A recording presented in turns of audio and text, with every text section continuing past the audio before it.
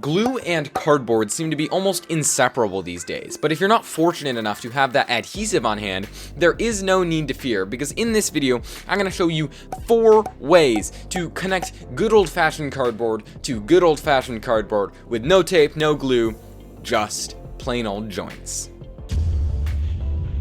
Alright, method number 1 is what I call the reverse dovetail, and this actually requires a slit, a hole in the cardboard, and then another piece that looks kind of like a dovetail. I don't know if you've ever seen a dovetail joint, but usually this would mate with another piece that looks kind of like a puzzle piece as they come together. But instead, we're going to make a hole in here that is just a little bit smaller than the top width of the dovetail and is about the right size to fit the bottom width. So then all we have to do is jam this through and kind of crush it. Since it's cardboard, we can bend it down a little bit and shove it through. Once it's in, make sure it pops back into shape, and it's stuck right in there.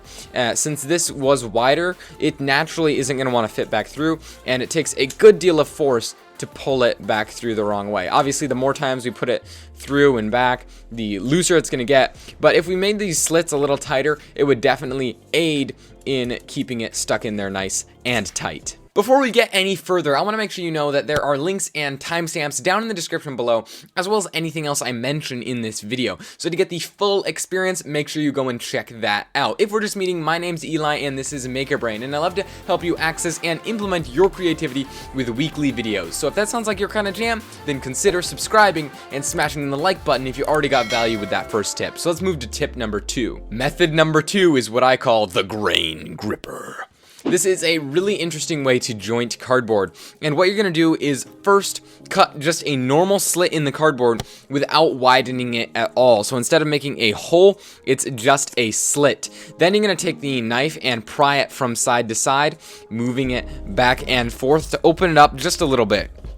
For your other piece, the key piece that's going to fit in, you need to cut a little tab out of it. And the key is that this tab needs to be cut with the grain going up and down like this way. So the grain needs to be going up and down the tab, not forward and backward. Otherwise, this won't work. And that means that here, the grain is going from this side to this side. Then you just have to jam it through here. Once we get a little bit through, we'll pull it in from the other side, and this needs to be long enough that we get a piece of grain on this side, and it is going to hold in there. This is an even more secure joint, and it's the grain, since it's all rigid and it's got all these bumps, it is gripping itself into the cardboard, and it's actually pretty hard to pull it back through. That's another joint you can do. Method number 3 is the pinch slit. The pinch slit requires an angled slit in both pieces of cardboard, and they have to be tapered down, but they have to start wide enough so that you can fit the cardboard through. Now, I could just stick this onto any spot on the cardboard and it would kind of grip there. That's good for some modular stuff, but here what I'm actually going to do is put it into this other slit so that they come all the way down and stick right into each other. If you push it down tightly, it's actually going to hold there very well. And then you want to make sure that it tapers down so that as you push it there, they bite into each other, and that keeps it so tight that it's not going to remove itself. If you're getting value, smash the like button. Alright, ready? Method number 4 is the weave. This is an interesting way to connect it.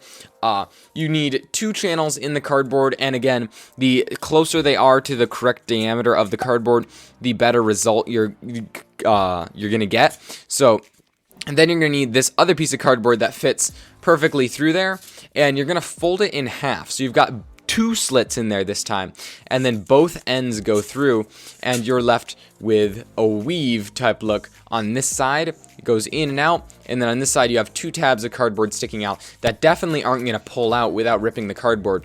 And I think this is a really good method, especially if you're going to put other joints, maybe like the grain gripper, on the other side so that it can stick into another piece of cardboard and then hold 2 pieces together super securely. And you could add maybe the pinch slit into one of these and pinch another piece of cardboard onto it. So it's a really good thing to build off of for some of your structures. Question of the day: What cardboard working questions do you have? Leave them in the comments below, and I'll do my best to answer you down there, or I'll make an entire video addressing whatever it is that you brought up. Click on the screen right there to bathe yourself in cardboard working knowledge. That's my Cardboard Basics playlist with a whole bunch of other videos just like this one, or click on the bottom video to watch another video by MakerBrain. As always, I'm Eli Tennant, and I'll see you in another video. God bless. To have before we move on, I just want you to